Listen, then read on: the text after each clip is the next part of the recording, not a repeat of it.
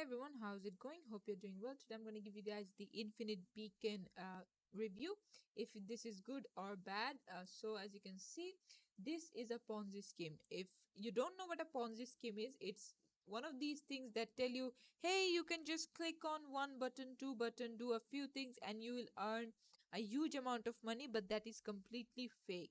Okay, you will not just get rich by pressing a few buttons. And as you can see, there was a fine of a legal notice from Infinite Beacon, things like that.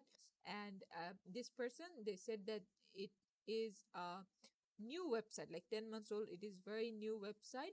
It is shady and they target innocent middle class families and they never return invested money. So please don't go for it. And this is it for the video. Thanks for watching. Please leave a like and subscribe for more tutorials like this, and I'll see you guys in the next one.